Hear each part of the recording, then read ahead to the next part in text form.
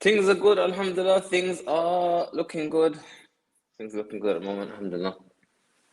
Okay. Bismillah, alhamdulillahi rabbil alameen, wa salatu wa salam ala rasulillah.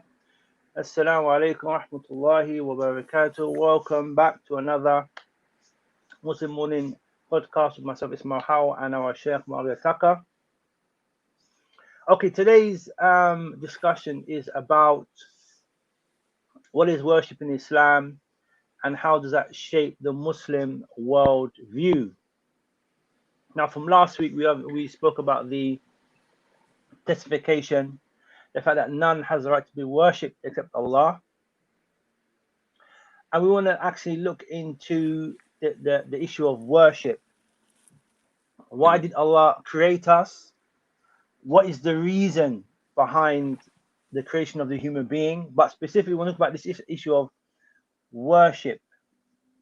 The fact that we've been created to worship Allah. What does this worship entail? And once the Muslim understands that, what is his view of life? His meaning, how does that give him meaning in his life? So with that, I'll give you the floor, inshallah, and I'll ask you a few questions as you go on, inshallah. Cool. بسم الله الرحمن الرحيم الحمد لله رب العالمين وصلى الله على نبينا محمد وعلى آله وصحبه أجمعين اللهم علمنا ما ينفعنا وانفعنا بما علمتنا إنك أنت العليم الحكيم. So, whenever Muslims talk about the need for us to worship Allah alone, the prohibition of worshiping others besides Allah, you need to look at it from the root. And the roots basically means that mankind needs servitude. We need to serve, be under, follow. And we can if we polarize reality in the case of worshiping Allah or worshiping other than Allah, we can see that from that statement or from that ideology or from that belief, there are only two states. There's no escaping ibadah. The question is, however, are you worshiping Allah or are you worshiping other than Allah? There's no escape. You have to worship something. Let me cut you. You said mankind, he needs to serve. Now that's a big thing for people to swallow, that I need to. Like people say, well, I'm independent, I can do my own thing, I'm healthy. Why do I need to serve? It's in our nature. And this is the thing.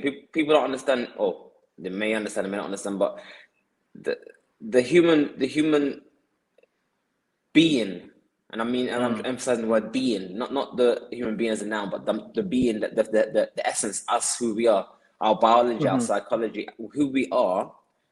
We have to, or we are subjected to serving something, even if that thing we are serving is our hawa. We are not independent as we think we are. We would love to be independent, but only Allah is independent. It does not need anything. We are always in need of something. We are always serving something and someone. Or always searching for something. Searching. No, as in literally, as in, for example, people might say, "Oh, I chose to marry so and so because it's my choice."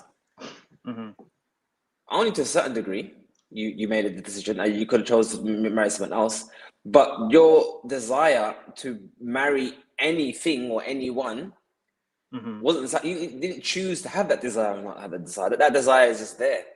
You know what I'm saying? So you may feel at some level that you are choosing some things, and yes, you are choosing certain things, and you are. That is essentially why we are punished or rewarded for our choices. But what I'm saying is that if you go deep, if you go into the root of the matter, you would find that we are still a servant of something. We are still serving our desires, serving our needs, serving something or someone.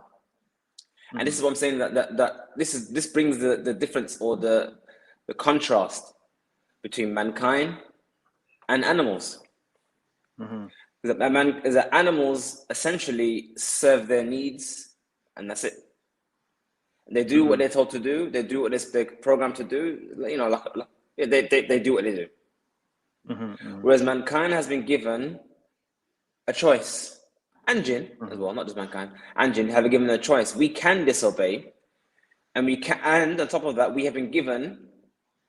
The funny thing is, we've been given external instructions as well as internal instructions. Animals have been given internal instructions.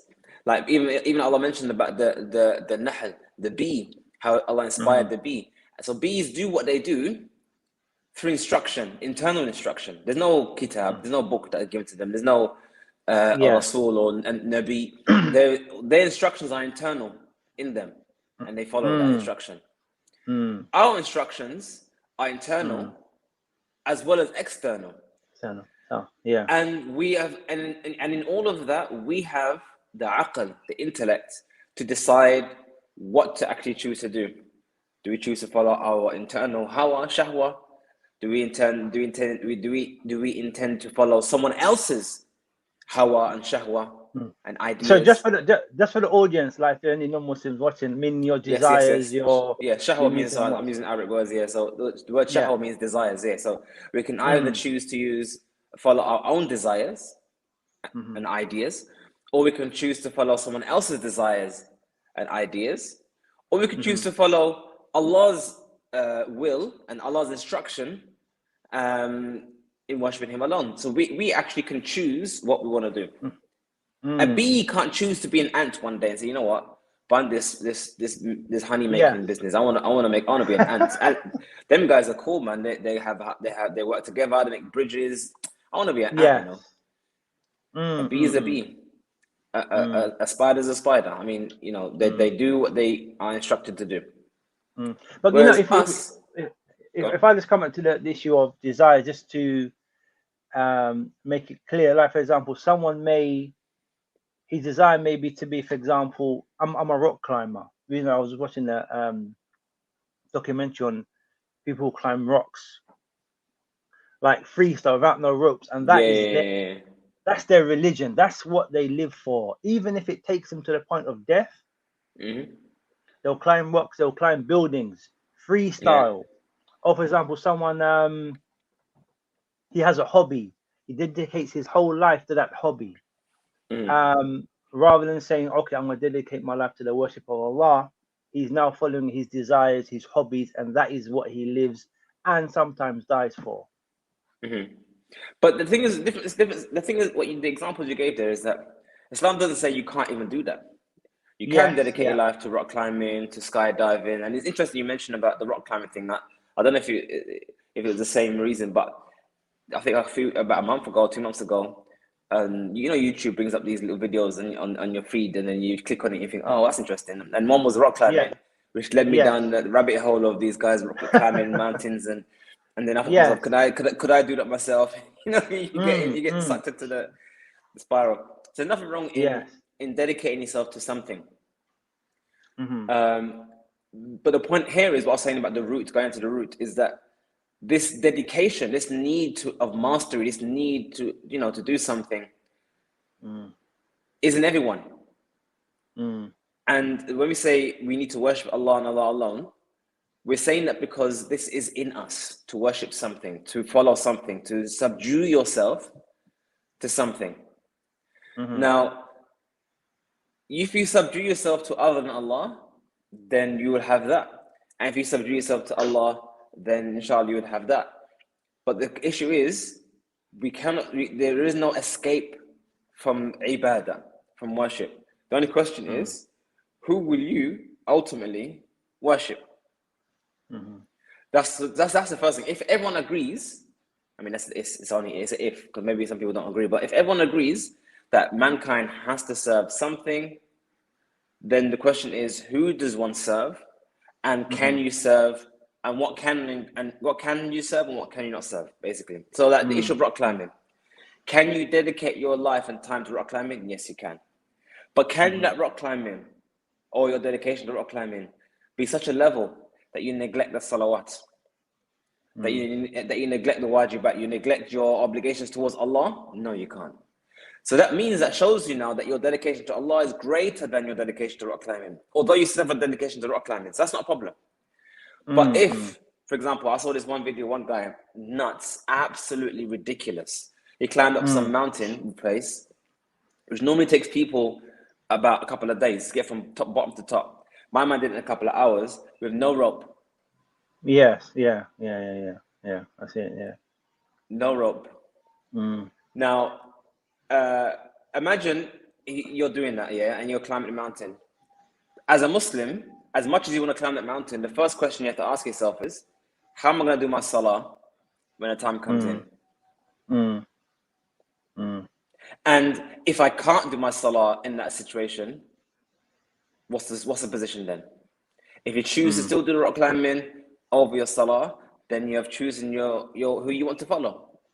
Your hawa. Does it make sense? So it's not that Islam says you can't dedicate yourself to something, to some kind of worldly goal. But it means that you can't put anything before Allah. That's one thing. And on the other flip side, you can't worship. And I remember that this is when it comes to dedicate. It's another thing as well. Just to clarify to people. Muhammad ibn Abdul Wahhab mentions taghut. The word taghut. What is a taghut? And the word taghut comes from the word tagha, which means to overflow, to go overboard. So he mentioned that the taghut, when Allah said in the Quran, وَاجْتَنِبُوا الطَّاغُوتَ, and stay away from the taghut. وَاعْبُدُوا اللَّهَ وَاجْتَنِبُوا الطَّاغُوتَ, worship Allah and stay away from the taghut. What does Allah mean by stay away from the taghut? The definition here is everything that is worship, everything that's followed in terms of ibadah or following or obedience. So in terms of worship, we know worship. You know, people worship Krishna, they worship Jesus, they worship word, they worship. We understand that level of servitude and worship. We get that one. But again, we're talking about also following. Who do you follow as your example? Who do you follow as your thing? And also obedience. Who do you obey? If you're obeying your nafs, if you're obeying the teacher, if you're obeying your wife or your mother, if you're obeying someone other than Allah, if you're following someone other than the guidance of Allah, if you worship others other than Allah, then you have the issue of taghut come into play. So yeah, so it's not just, when we say worship of Allah alone, it's not just about the salah and the zakah and the hajj. It's also about obedience and following as well. We have to forget those other two elements of worship. I mean, just to clarify for people who may not see themselves as being religious, for example, some people will follow a pop star, dress like him, buy his records, be devoted to him, change their appearance so they look like this particular person. Someone may, for example, his career, they live and die for their career. Maybe, for example, a boxer, for example, without his boxing, he's got no life. Turns to alcohol, and then what's that footballer Georgie Best, had the alcoholic problem after football. So people servitude, like even someone who may see themselves as not being religious, they sometimes their spiritual need they substitute with a hobby, climbing, football, whatever. They act religiously to something else. Yeah, when that thing is gone now, they say, well, what's my purpose now? As if to say that particular hobby or sport was their religion. And when it's gone, they say, okay, what am I living for? What's the purpose of my life? Yeah. And that is very true, that many people, like I said, they don't see themselves as religious. But again, that's because of the Christian ideology of worship and religion, meaning church on a Sunday, and maybe a service on a Wednesday. That's their worship. That's it. Or praying at night time or saying grace at the table when you eat food. That's worship, and that's about it. I mean, when I was a Christian, to be honest, the only acts of worship I can think of that was an act of worship was literally praying, going to church. On Sunday. Giving alms, maybe, giving some sadaqah. That's it. There was never times of worship, and it was never a consideration that maybe being good to your parents or keeping in ties of kinship is considered to be worship. It's not like that, or or that there are ways of doing business that pleases Allah, or there are ways of doing marriage that pleases Allah. I mean, there are traditions, but not considered to be worship like that, because, like I said, the view of worship was very narrow. You know, I'm sure it's even with Muslims. I'm sure many Muslims think of worship only as Salah and Ramadan, Yes. and maybe Hajj, Yeah. and maybe Hajj, that's it. And I would probably even guess many might never really consider. I mean, consciously, maybe subconsciously, but consciously don't even consider zakat even like that, like a worship. You know, you give money, it's a good deed, but you know, it's not like Salah or zakat. I mean, or Psalm, fasting. So yeah, so worship is everything that pleases Allah, and that Allah orders and pleases Allah. كل ما يحبه الله ويرضاه. Everything Allah loves and is pleased with, that's an act of worship. And everything Allah is displeased with is of displeasing Allah. So leaving those things is also an act of worship. So Islam is a holistic approach, and it deals with basically the idea of worship is how you behave on a daily basis. What do you do? What are the decisions you are making? This is where your worship can manifest itself. And that's interesting you mentioned about the issue of celebrities, following celebrities, because yeah, some people can follow celebrities religiously. Yes. Religiously. If a celebrity says, yeah, buy this, they buy it. If the celebrity says, you know, you shouldn't marry such a person, they won't. I mean, they follow them and they take their guidance from them. They read their autobiographies and they study their lives and they try to emulate themselves. Yeah. Religious. Yeah, I mean, it is an interesting point that someone who may see themselves as not being religious will have to have a religion, will have to make up his mind as to his moral values, what to follow, what not to follow. We're not independent. We have to make a decision about something, about our way of life. And this obviously, as you said before, that they believe, okay, worship is just on a Sunday. Or some Muslims may feel that worship is just going to Jummah.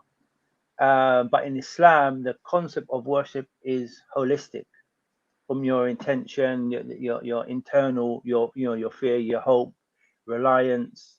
Like when people are in difficulty, for example, are they now going to despair or are they going to rely upon Allah? So if you can just elucidate a bit more on the issue of worship when it comes to internally, how your heart feels.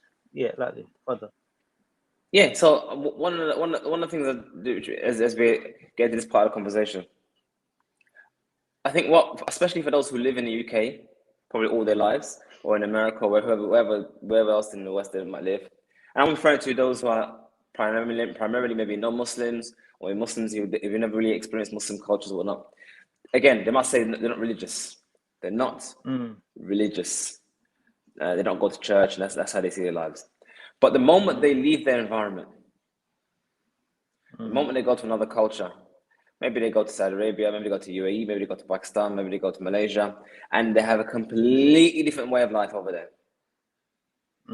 It's at that moment they realize that they are living, their irreligious behavior is very religious, meaning they took it for granted, all the things that happens here, because it happens by default everywhere. And this is why, sorry to bang on about this all the time, but this is why hijrah is so important, because the environment of Islam becomes so overwhelming, it's just a part of you. For us in the West, Muslims in the West, we have to simulate and force ourselves to live a certain lifestyle. So we're literally swimming upstream. That's what we're doing. We're swimming upstream.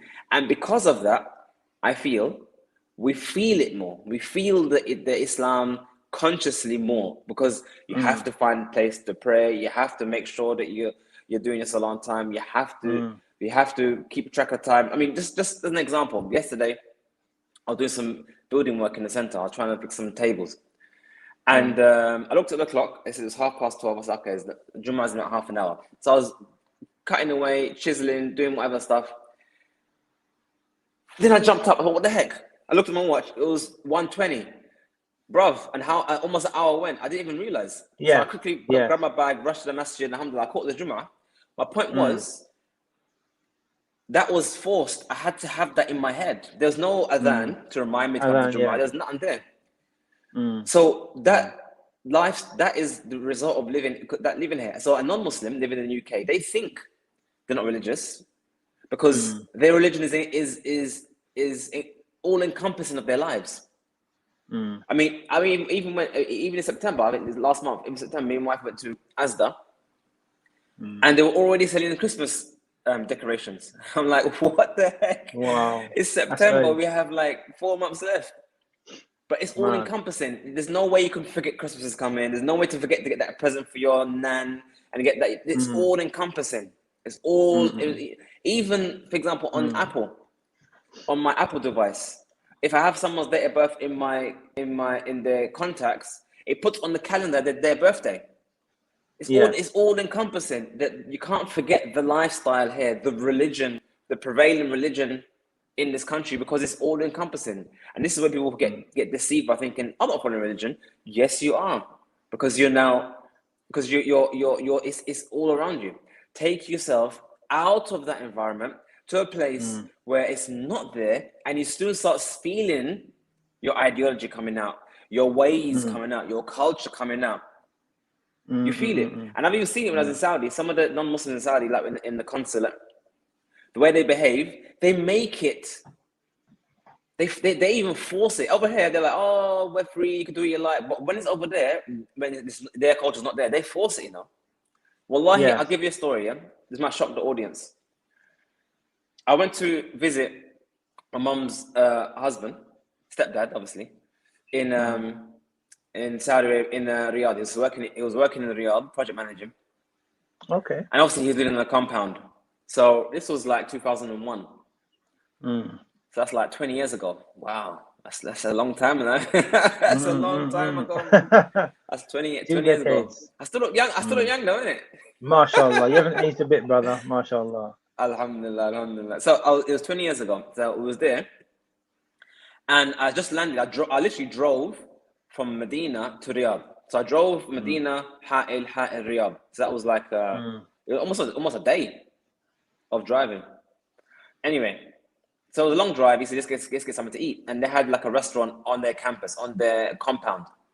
Now, this is Saudi Arabia, by the way, Saudi Arabia, the land of Tawheed, the land of Islam, the land where there's 100% Muslim population in terms of nationals, the land where there's no churches, no synagogues, no temples, just masajid, the land where you cannot express your religious ideologies besides Islam. And even Islamic ideologies, you have to get permission before you propagate. I mean, this is Saudi Arabia talking here. So on the compound, so let's go get something to eat. Cool. So we went to the restaurant. It was like a pizza place. So we sat down, got the menu. He said to him, yeah, we sat down. Said, can we have the menu so we can have a look? And the guy, the waiter, said, sorry, sir, we're unable to serve you. And he said, why? He said, oh, because he's wearing this, talking to me. Because I was wearing a thobe. So we have a policy that everyone must be wearing Western clothes. So you couldn't get served? Yeah. You can get served in Saudi Arabia in a Pizza Hut, and it was a compound for foreign workers. Yeah. So then my stepdad was saying, what are you talking about? What do you mean you can't get served there? Because so we have a strict policy that everyone on campus compound must be wearing Western clothing, and he's not wearing Western clothing. So we were forced to leave the restaurant and go home. And when we got back to his house, there was actually a note or like a message, instructions, whatnot, guidelines of the compound, because it was quite new. Yes. And on that, he said, strict rules, by the way, it was strict rules. Yes. Everyone on compound must be wearing Western clothing. So, so you being a Muslim and wearing Western clothing, you would have got served? Yes. So as long as I am in their religion, in their way, then they'll accept me. Oh, but you see, are you talking about, so I'm saying, was this policy from the Westerners implemented from the non-Muslims? Yeah, the compound's theirs. It's not Saudi. Not Saudi doing this. And this is their compound. They control it. So the way it worked, when I drove into the compound, But before you get to the compound, there's a Saudi checkpoint with the Saudi police. They check your car, no bombs, whatnot, blah, blah. But once you get past that and you actually get to the compound, they have their own police, their own security, their own thing. So the compound is their own thing. Oh, okay. Like their an own embassy rules, kind of their thing. own security. My point in mentioning this is not to bash them, because they could do what they want. My point was, when they're not in their environment, then the reality of their way comes to life. The reality is they do have a way, they do have a sunnah. And when they feel threatened, they will impose it on you when they want to. Because they're here, you're free to do what you want, because in their mind, they know that you are the minority, you are the one who's subjugated, you're the one who feels the pressure to conform. Yes. But when they are in our environment, when the tables have turned, then you start seeing them want to raise the liwa, raise the flag of their way, and start imposing their sunnah on the people. That's what I'm saying. People need to recognize that you can't escape. You cannot escape servitude. You have to serve something. And for people, they can't distinguish between the two things. They think, oh, it's just worshiping the masajid. It's not just worshiping the masajid. It's everything. It's everything. What about, like, obviously you have communism, secularism, liberalism. How would that be a religion or a deen? Obviously we use the word religion because it's in English, but we use the word deen. We say deen. Which is more encompassing than the word religion, because when we say religion, we think of church, Sunday, but when you say the word deen, it's more encompassing, as in your way of life. As you said, what you do, your customs, whatever, your deen. So even any ism, secularism, communism, is also a deen. It's also a religion. Yeah, because again, it's ideologies that affect and manifest in what you say and what you do.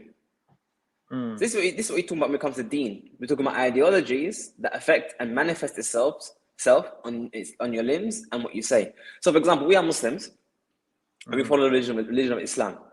We follow the way of Al-Islam, and our adherence to that manifests itself on how we speak and on how we behave, basically our actions. So, for example, we wouldn't disrespect an old lady on the street. Why? Because Islam encourages rahmah to the old, to the elderly, mercy to the weak, or helping out the vulnerable. This is Islam. If we see a non-Muslim being attacked, imagine there's a lady being attacked by a man, sexually harassed. Even if she's a kafira, even if she's non-Muslim, we will say, don't do that. Stop it. Because our ideology of justice supersedes everything, even our fear of our own self. We will still say something, or we still want to say something, even if we run the risk of our own person. So it affects our ideology. Whereas if my ideology was that I'm from the African Nubian tribe, and we are the best people on planet Earth, and the white man is the devil, then if I see a white person being subjugated in the streets, then I'm like, whatever. I mean, it's not my people. I don't know he's not my people. He's not my clan. Let him do it. Let them deal with their thing, and we deal with our thing. So my ideology has manifested itself in action. It manifests itself in behavior. And this is where you can't have that separation. You can't separate one from the other. You can't separate one from the other. Again, for us Muslims living in the West, we have the extra effort of learning this ideology, imprinting that ideology in our minds, whilst not seeing it daily. This is the problem. This is why I say again, living amongst the Muslims, or at least living in a Muslim community, is so important, because we get the imprint of the ideology in action by seeing it. We see it. It's like one brother mentioned about Malaysia. He said, yeah, in Malaysia, the government might not necessarily be establishing the hukum of Allah like Umar al-Khattab, but the people, Islam is imprinted on their behavior.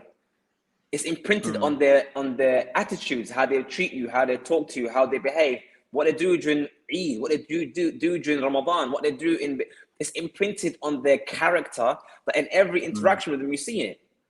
Same thing with anyone who's lived in Saudi Arabia. If you lived in Saudi Arabia for any limit of time and you wasn't biased and just hating for no reason, if you actually just open your eyes and look, you see that the Saudis, the general everyday Saudi, Islam is imprinted on their behavior. Yeah, they have their particular culture that might not fit with your culture. Not having cues, although I'm sure that's changed now, or not observing the cues. But put all that aside. It's imprinted on them the love for the Muslimin. Almost Yes. every single time I mention to a Saudi that I'm from the West, the first question they ask me all the time that I'm from England, they say, "How are the Muslims treated in the UK? Are they treated good? How's it living in England? Are they, MashaAllah. are the Muslims suffering over there? Is it difficult living there?" Always, it's a question you have to prepare to answer, because they're gonna ask as soon as they see red passport or you mention you're from England. First question: How is it for the Muslimin in England? Why did I say that?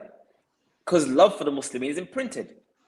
When they were fundraising for Palestine, when the Intifada happened years back, they raised an obscene amount of money. I think it was like 4 billion Saudi riyals, which worked out to be something like almost $1 billion, just from donations of people. People donating their houses, their cars, everything. Women emptying off their arms of their gold. Why? Because they see Muslims were suffering in Palestine, and they wanted to do something to help. It's imprinted in their behavior, and it's not just Saudi. I'm sure it's every Muslim country. Every Muslim has that imprinted in them, love for the Muslimin. Where did that come from? Ideology. Ideology. Okay, so if we establish that, whether mankind realizes it or doesn't realize it, everyone is on a deen. Everyone has a religion. It all depends who your God is, whether it be an idol, a man, a hobby. You can make that your idol. What differentiates Islam from any other deen, any other way of life? What are the defining factors that say, you know what, Islam is the haqq, and Allah is the one who truly deserves our worship? So, as Allah created us, Allah knows our nature. Allah knows that it's from our nature to dedicate ourselves to something, a way, an idea, a behavior, something. You find something interesting and you go into the rabbit hole and spend 10 years mastering your craft. That's what mankind does. That's what mankind does. But Islam liberates mankind, as Rabi'i bin Amir said, one of the Sahabi. He said, when he went to see the leader of Persia, he said, "I've come to liberate mankind from the creation to the worship of Allah." He used the word liberation, to liberate mankind from the worship of another one of mankind or another part of creation to the worship of Allah. To worship Allah liberates you. It frees you from dhulm, oppression. That's why many times Allah has referred to shirk as dhulm, as oppression, because you are oppressing yourself. You are literally subjugating yourself to something that doesn't deserve your subjugation. It's like literally saying, imagine you're Japanese and you represent and you live and die for Japan. And then the United States has come and dropped 2 nuclear bombs on 2 of your major cities, decimating the civilian population, not the war population, but the civilian population. And that's after what they did in other cities by firebombing their homes. So what many people know is that they dropped nuclear bombs, but before the nuclear bombs, because most of Japanese homes were built out of wood, basically they caused a massive fire, a bit like the fire of London, that raged through all the thing and destroyed lots of people that property and house. Anyway, and after all of that devastation to your land and your people, you now go to America and say, "Please help me. We love you in your way. We want to adopt your way and serve you." That's servitude. That's oppressing your own self. That's putting yourself under the heel of someone else. That does not deserve your servitude. So when Muslims say worship Allah, that frees you from the worship of everything else that doesn't deserve it. Everything else that will abuse you, use you for your resources, use you for your time, and leave you with nothing. That's true servitude. So once you have submitted yourself holistically to Allah, the creator of the heavens and the earth, for your own benefit, by the way, by you worshiping Allah, it only benefits you. It doesn't harm you. It only benefits you.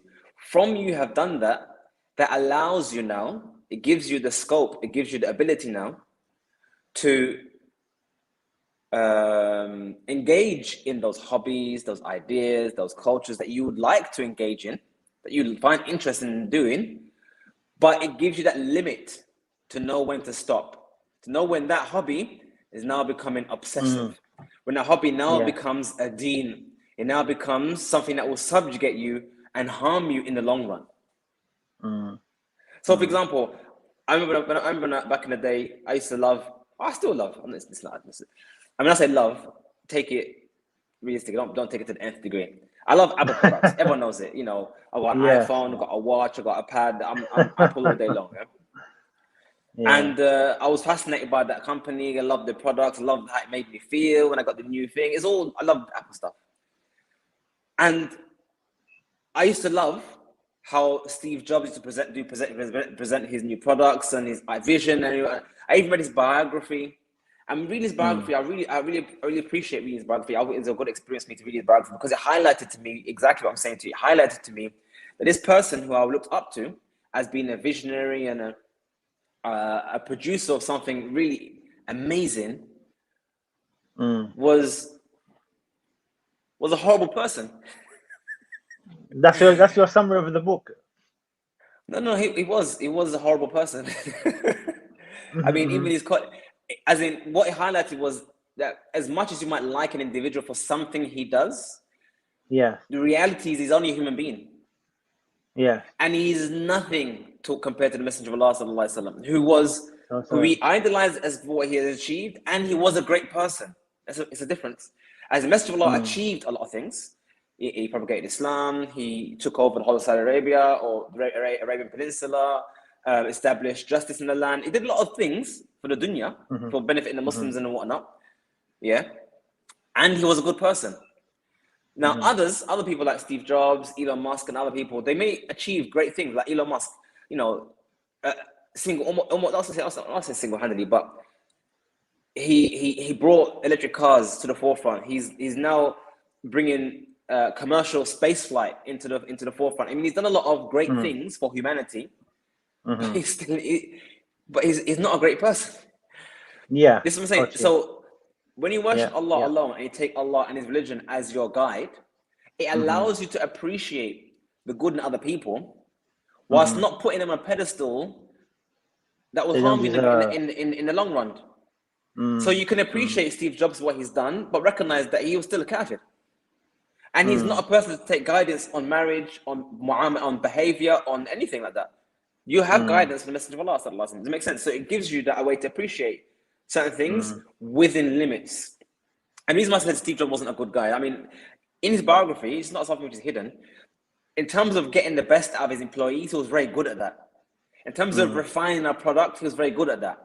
But as a character, as an individual, many people didn't like him like that because he wasn't very good at that.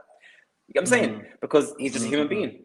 And this is what I'm saying, that if you idolize the person and you go overboard, you wouldn't even see that, or maybe even worse, you may even emulate that, thinking, because he's so good at tech, that must be a good example of being a good person. So therefore, I'm going to be harsh like him and condescending like him and rude like him because look, he's successful. So therefore, I'm going to follow what he did. But as a Muslim, you can say, look, he's successful. Let me look at what caused his success in this avenue, whilst recognizing to develop one's character, to develop one's taqwa, to develop one's piety. He's not the source of that. Excellent. I want to bring in an important point. Connected to this worship is the incentive of going to paradise, i.e. being rewarded for that, this worship, and the avoidance of the hellfire.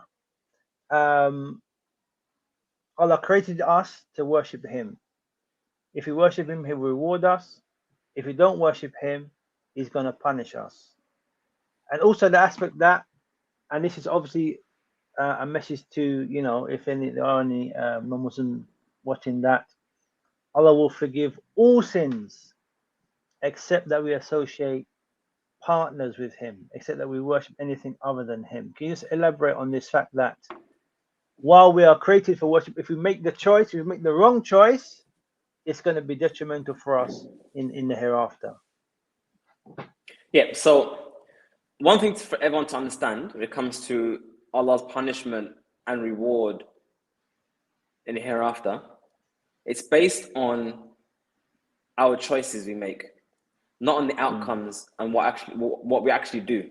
Let me explain what I mean by that. You may have all intents and purposes, good intentions, that this will be X, Y, Z outcome, as in you want to, world peace and the rest of it, yeah? Cool. So you have you want good to be achieved. But you're not judged on the actual actions that takes place. You're judged on your intentions along with the action. So what that means is, when you do your actions, it's the outcome of those actions, what happens, none of that's in your remit, in your capacity. As in, you can only choose to make a certain action. You can't choose that the action actually happens. Now, I know some people say, well, you put the effort in. Work? I mean, you put the effort in, but you don't know what the result is going to be. Yeah. I mean, for example, I intend to go out and get provision for my family so they can eat today. That was my intention. I went out and it never happened that way. For whatever reason, it was not decreed that I'll get the rizq that I wanted to get.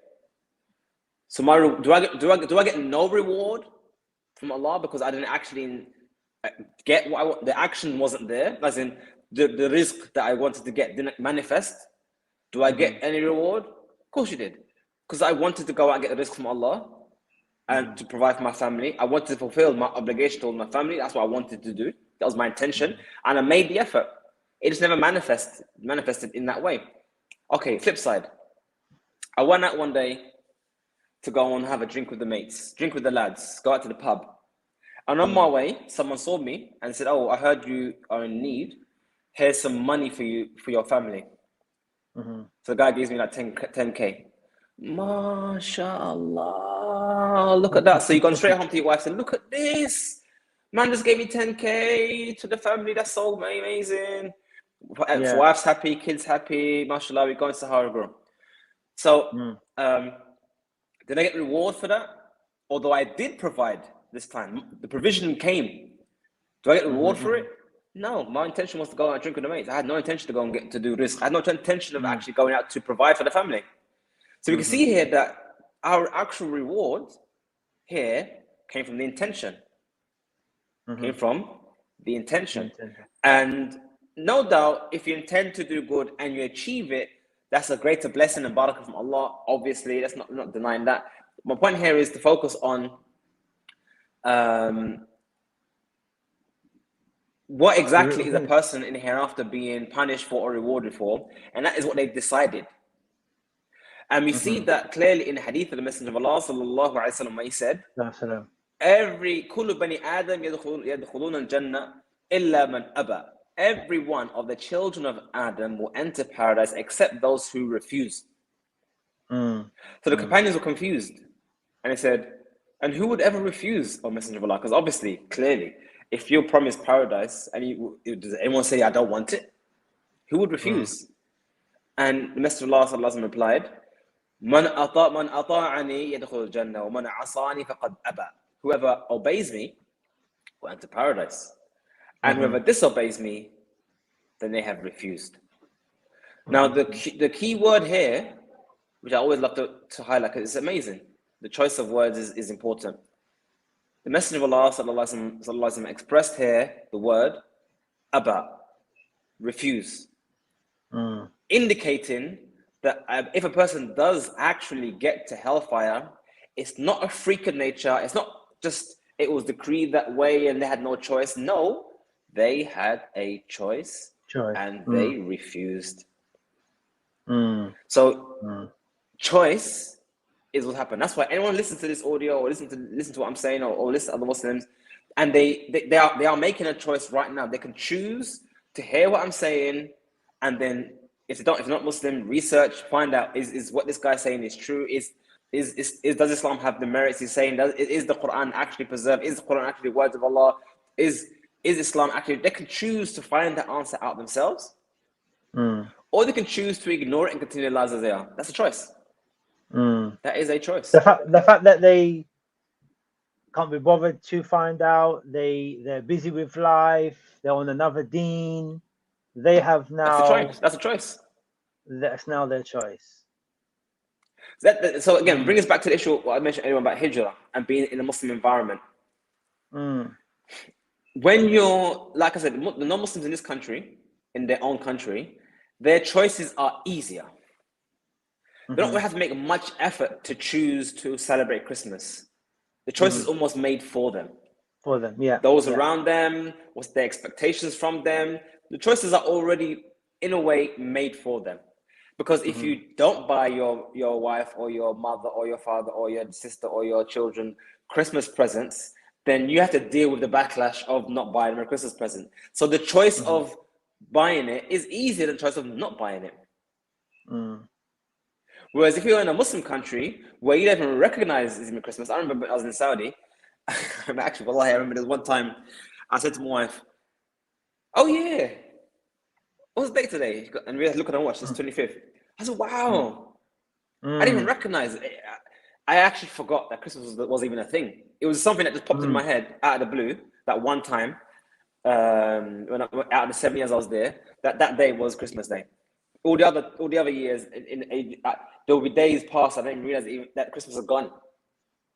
So if you're a non-Muslim living in Saudi Arabia, you have to now make the extra effort to go and buy something or say something, because there's nothing there to remind. There's the choice. It's actually easier not to do anything because it's cheaper. it's less hassle. You know. Yeah. You got things to do. No doubt on those compounds that you spoke about. They will make an effort for their deen and probably have the Christmas tree flown in and whatever flown in. Yeah, so that's the thing. On the compound, again, they would have the environment of where the choice is easier, because how could you not celebrate Christmas on a compound where everyone has it on a compound? Especially if you work for a non-Muslim company who gives you the day off for Christmas Eve and Christmas, whatnot. They've already given you the incentive to celebrate. I mean, literally, you said you are told don't come into work. So then what else are you going to do other than have a party? So the choices are made for you.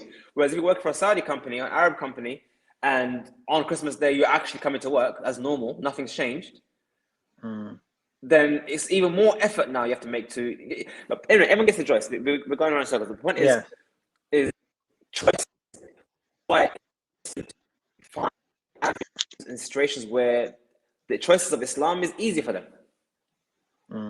Where being a Muslim is not so much a task, not a chore. It's just a given. I mean, how could you not celebrate Eid? I mean, obviously Eid is a thing. Obviously you have to fast. I mean, that's a good one, fasting. That's a classic one, fasting. In Saudi Arabia, there's no way to even buy food. Yes. Shops are closed down now. They're closed, Yeah, so if you're going to break your fast, you have to actually make effort to break your You have to actually go out of your way to break your fast in Ramadan. And excellent. on top of that, you're going to miss... You're gone? No, go on. No, my point is that we've got about 10 minutes left. Yeah. We've understood the issue of worship. I want to go into the Muslim worldview now. Based on the fact Allah created us for His worship, we have the hellfire and the paradise awaiting us. Hopefully, inshallah, Jannatul Firdaus, inshallah. What now is the Muslim worldview now in regards to this dunya and his tariq, his path in this world, and something that also the non-Muslims might understand, why the Muslim is praying, always going to the mosque, why he's wearing sisters wearing hijab, why we remain firm to our principles. How can we kind of summarize this for the viewers, the non-Muslim viewers, concerning our worship? Elevate. The way I was trying to summarize it is trying to find a small, concise phrase. The elevation of mankind through delayed gratification. The elevation of mankind through delayed gratification. It is a known fact that an individual who is able to delay his reward centers in his brain, as he's able to work harder now, to get reward later on is a more productive member of society, a more constructive member of society, and I don't think another word. Productive, more constructive, and patient. I can't think another word. Basically, a more virtuous individual. Whereas those who are involved in indulgence, lack of patience, they're not necessarily not as great an individual or member of society. Why is that? A person who's able to delay gratification, what things is he able to achieve? He's able to study for years on end, and then work and graft, apply his knowledge, so that at some point he can eventually earn a good wage, which may take up to 10 years of grafting, maybe even more than that, to actually reach his peak. If a person's only interested in the now, he's not going to look at this. He's not going to elevate himself and his community through hard work and hard labor.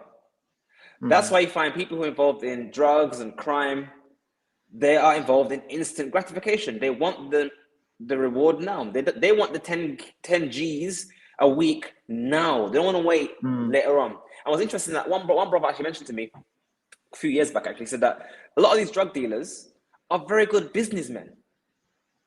As in terms of business acumen, they have the knowledge of business, because that is their business, buying and selling. Yeah, they're buying and selling harmful products, but they have knowledge. If they only could apply that knowledge to the halal, to the legal, they might actually make a good business. But that requires delayed gratification.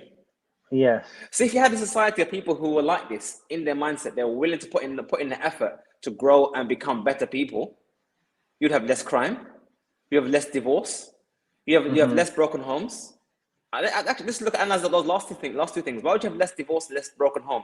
Because you're willing to put in the effort to become the husband or wife you need to be. Why do people rush to divorce? Because they want the perfect husband or wife now. They're not willing to put in the effort. That's why there's actually a known thing that if you can make it past the first 7 years of marriage, you're pretty much on the way to continuing to the end. Pretty much. Because the first 7 years is most difficult. Why? 7 years, they say that the human character takes about every 10 years you'll be a different person, as in character-wise, because that next 10 years encompasses what the previous 10 years in developing and shaping who you are. So in the first 7 years, you've had some kids, some of those children are grown up now, they're 7 years old. All that changes the person. If after that first 7 years you are still married and you're still willing to make it work, that means you can continue on later on, up until your children are now in their 20s, 25, and now you receive the rewards of your investment. That's delayed gratification. You're willing to put in 25 years of effort and work to get the end result of a child who now can pay you, who now can help you as an adult live and sustain yourself in this world. That's delayed gratification. Delayed gratification. And that is essentially the Muslim psyche. You worship Allah in your life to get reward in the next life. That is the ultimate delayed gratification. That is the ultimate discipline. The ultimate discipline that a Muslim is able to say no until later on. And that's everything about Muslim's life. He delays the need to sexually satisfy himself until he gets married. Man has to go out and graft and earn money and get the mahar, speak to the wali, negotiate, speak to family, arrange the hall, get the imam, do the nikah, get the flat. And then after all of that, then he can get his what he wanted from the marriage. He's delaying the gratification till later on. As opposed to another guy, he just sees some woman, I ain't got time for this mahar business, and just do the chirps and get her number, get her digits, and get what I want to get now. That's the complete opposite. That's the complete opposite. So in every facet, go on. Now, do you think that something which maybe a non-Muslim might see is in the field of technical development, technology, that they may say, well, okay, if we look at the Muslim world, it's not as developed as the Western world. Maybe that Muslims are more concerned about the hereafter, not so much involved in the dunya. And on the other side, the Western world, technical development, either iPhone or whatever, is what they're living for. But our kind of Muslim worldview is, well, okay, well, will work a certain degree in a certain area, but that's not going to be our religion. Our focus is still on family, worshiping Allah. Is this not say a reason, but is it one aspect of the Muslim worldview that we are not, 24 hours thinking about technical development? Rather, worship takes up a portion of our lives. Is it an excuse? Is it something which we can say, okay, this is one reason why Muslim world is not so technically developed, is because it's not really our main concern? No.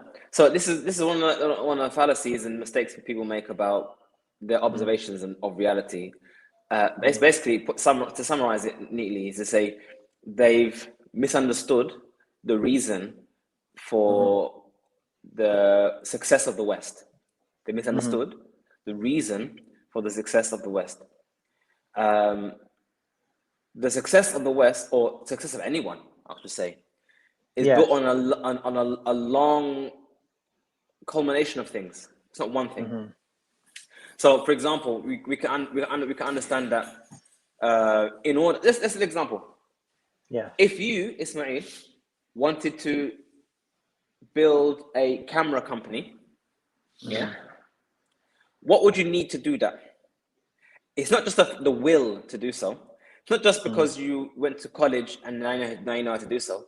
There are hundreds of thousands of small pieces that also need to be there for it to work. Yeah. For you, Ismail, to have a successful camera making company that makes billions on a yearly revenue, there are so many pieces that need to be made. Now, I'm gonna go into this list, all of them, but let's just look at one of those pieces that you need to succeed. Cheap access to resources. Cheap access to resources. Cheap access to infrastructure. And cheap access to capital. Yeah. Now, let's look at infrastructure. If a country doesn't have the factories, doesn't have the knowledge base, doesn't have the know-how in the country itself, what would it need to take to do that? You need to do the changes needed for that to happen is generational. It's not because as soon as a Muslim decide one day to adopt Western views and blah blah blah, then all of a sudden they're just like the West. No, that's not how it works. They could adopt everything about the West and still be behind. And the proof of that is the many countless countries, Western countries, who have adopted their ways, who are still poor. Let's not forget Eastern Europe. Let's not forget Latin America. All these countries that that their economy is as bad as the next man, but yet they have Western cultures.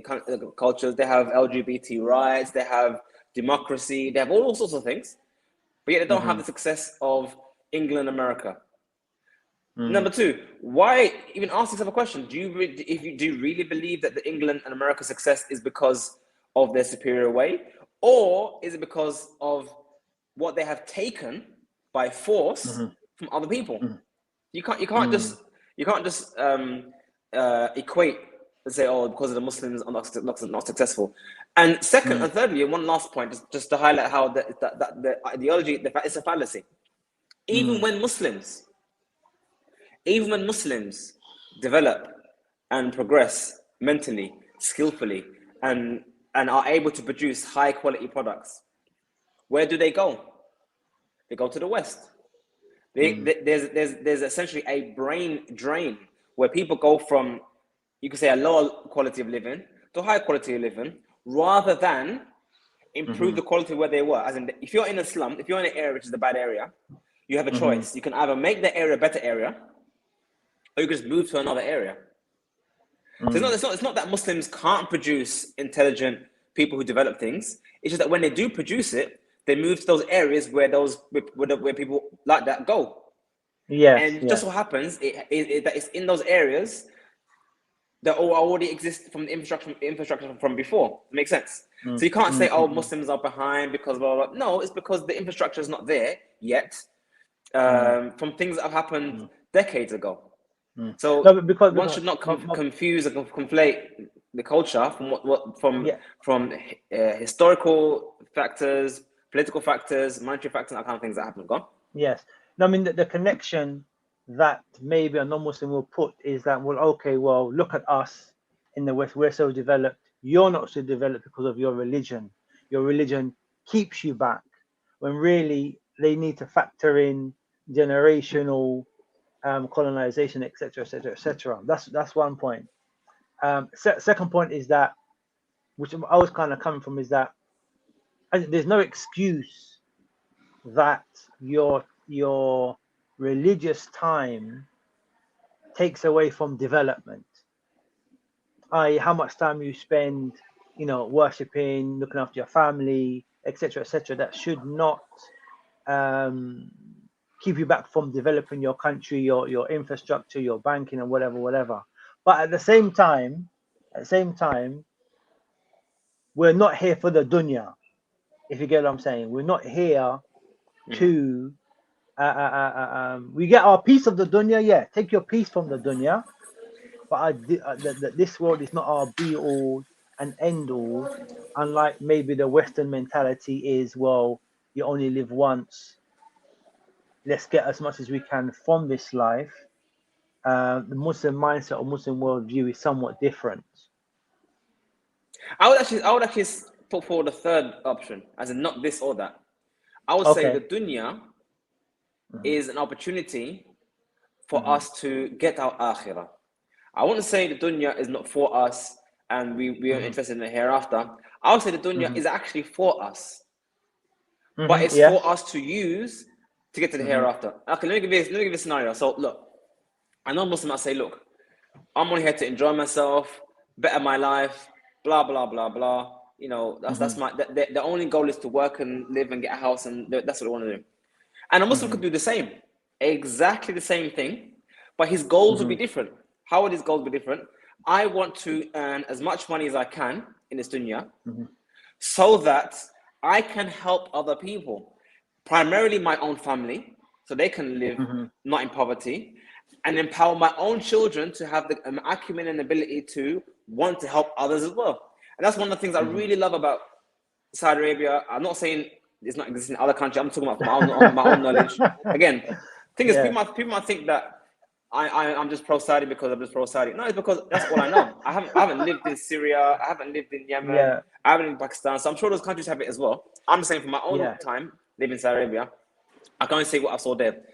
And the rich people over there, generally speaking, are extremely generous, to the point where you love rich people because they're just like, mashallah, tafaddal.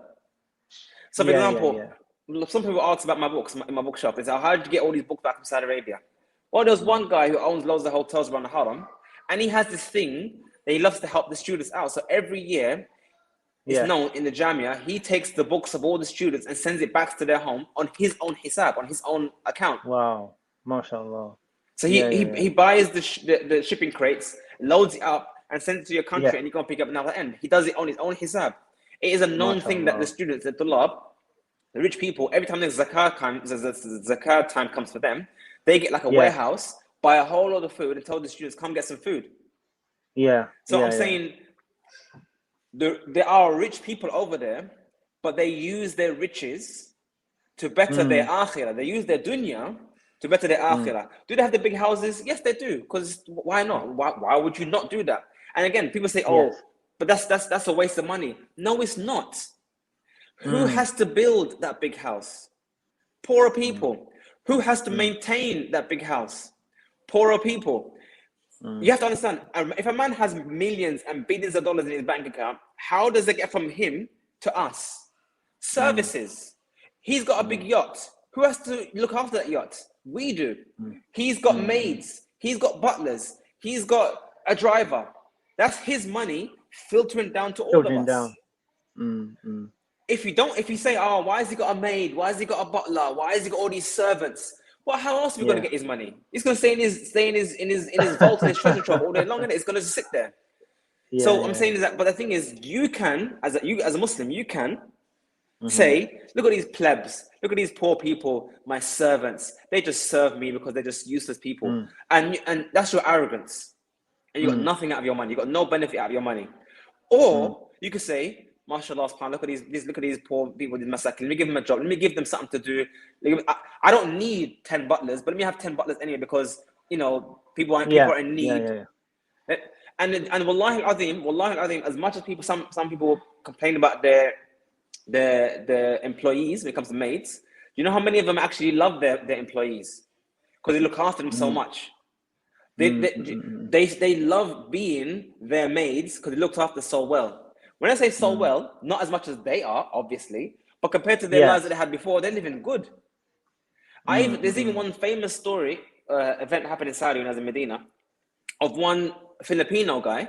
He was a driver. Obviously, they have drivers. He was a driver for one Saudi guy, and he began to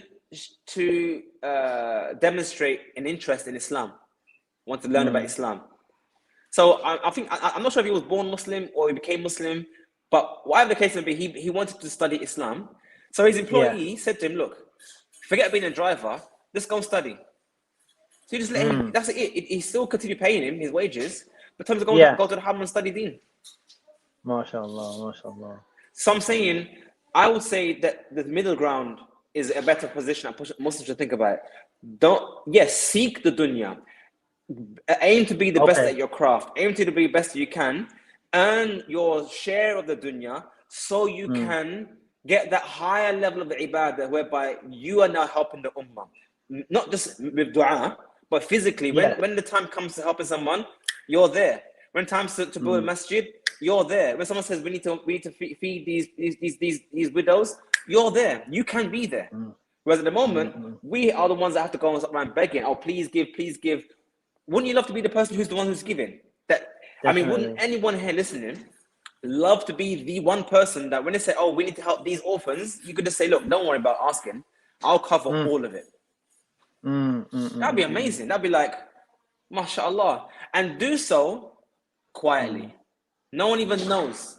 All you say is, "Yeah, I know someone who can sort you out. Give me the bank details. I'll tell him to thing." It's you who's saying that, but you're doing it fi sabilillah. That is a level of worship and ibadah, which is a nice way to end this discussion because we're talking about worship. There's another level of worship of Allah, servitude of Allah, that is hard for people to achieve. The level of servitude where your money, your wealth is used in the path of Allah to worship Allah and glorify Allah.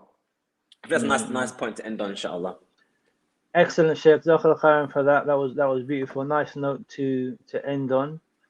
We've come to the hour now. It's time to. I know you're a very, very busy man, mashallah. So I'll let you go. Jazakallah khairan. So inshallah, jazakallah khairan for people watching. Inshallah, we'll see you again next week. Jazakallah khairan, Sheikh. Inshallah, see you next week. Inshallah. Hayakum Allah. Jazakallah. Thanks for having me. No, anytime, Sheikh. Assalamu alaikum.